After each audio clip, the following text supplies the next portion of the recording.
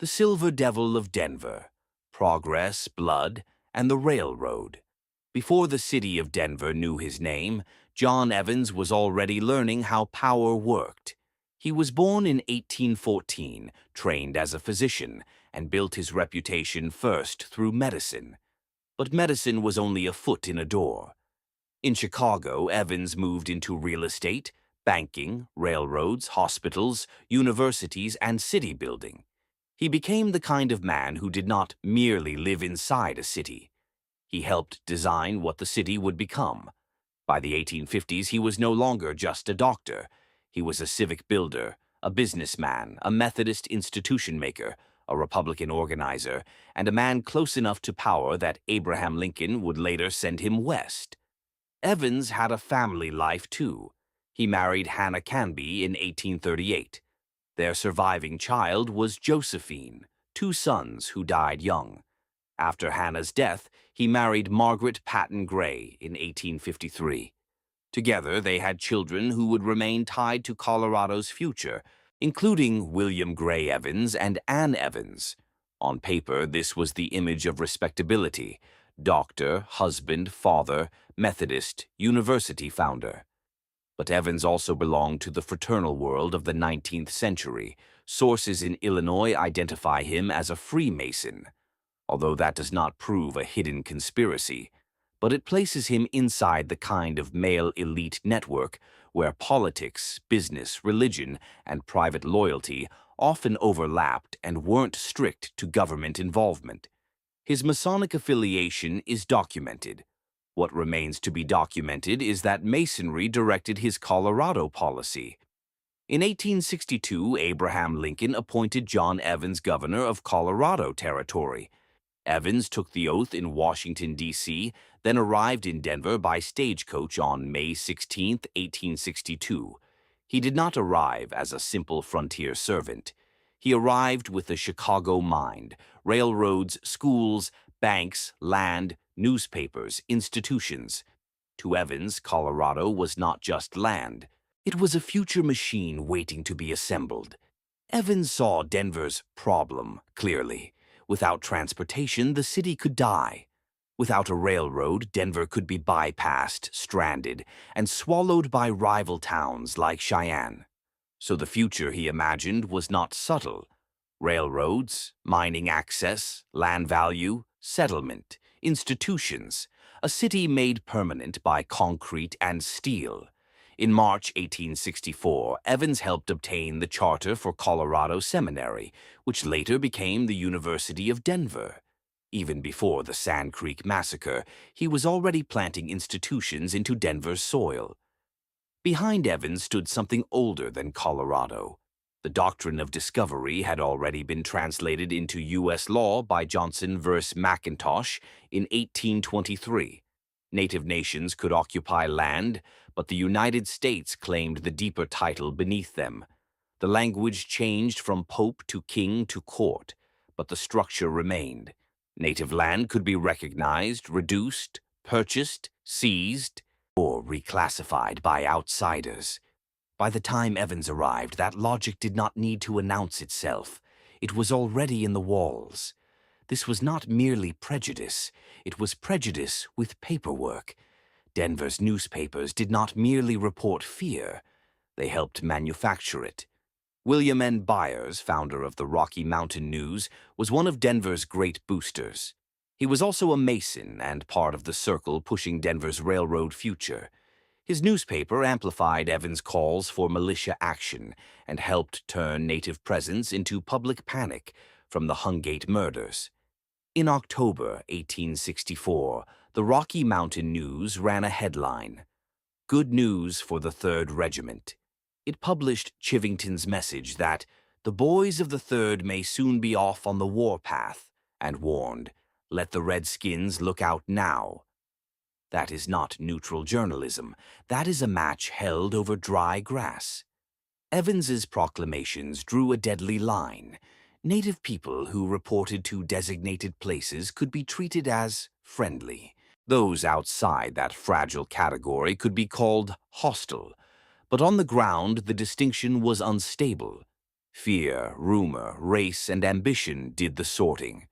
The 3rd Colorado Cavalry formed in this atmosphere. Short-term volunteers made from civilians from the surrounding area were trained for Indian War.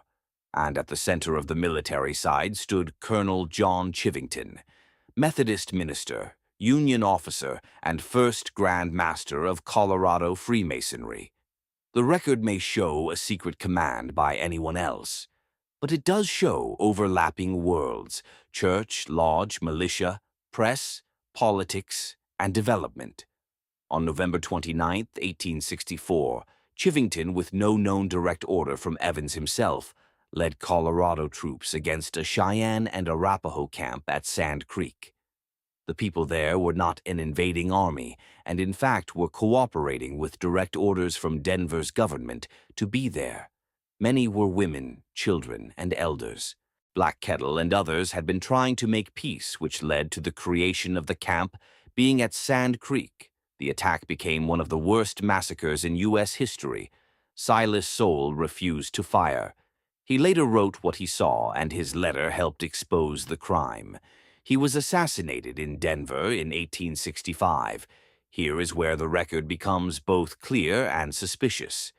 There is no known document where Evans orders Chivington to massacre Sand Creek. But Evans had helped create the climate. He had issued proclamations. He had cultivated a close relationship with military power. He had stood inside a network that wanted Colorado secured, settled, financed, and connected. Chivington carried out the atrocity. Evans did not need to hold the rifle to help shape the battlefield. If there was a secret pact, it has not surfaced in the records.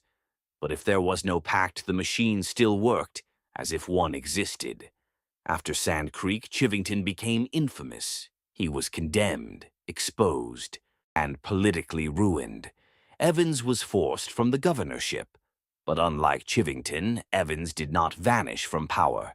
He remained tied to Denver's elite development world. That is the strange shape of accountability. The soldier became the monster people could point at. The governor lost his office. But the city-building machine kept moving.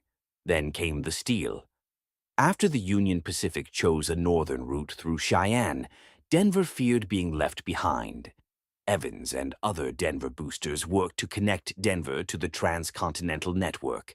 The Denver Pacific Railway was created to link Denver to the railroad. By 1870, Denver had its rail connection. The timing is hard to ignore. Sand Creek, 1864. Evans was removed, 1865.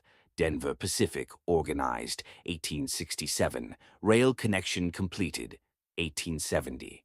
The massacre did not build the railroad by itself, but the world that produced Sand Creek was the same world that made Denver valuable afterward. Evans' power later ran through railroads and mining access. He helped establish rail connections that tied Denver to national markets and later to Colorado's mining regions. Railroads did not just move people.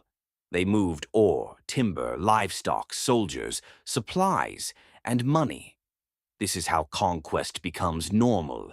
First violence, then paperwork, then investment. Then a city tells itself it was always destined to rise. Now comes the theory. Evans was a Freemason. Chivington was a Freemason and Colorado's first Grand Master. Byers was a Mason, and other Denver elites moved through overlapping civic, business, press, and fraternal circles. It is reasonable to ask whether private networks helped create trust, loyalty, and protection among men shaping Colorado's future. But asking is not proving. No public record currently proves that Masonry directly ordered the Sand Creek Massacre to be directed by Evans, or that it was instructed Chivington to take blame. The record does prove something else. The men who shaped Denver's future were connected through these elite institutions: newspapers, railroads, churches, politics, and private associations.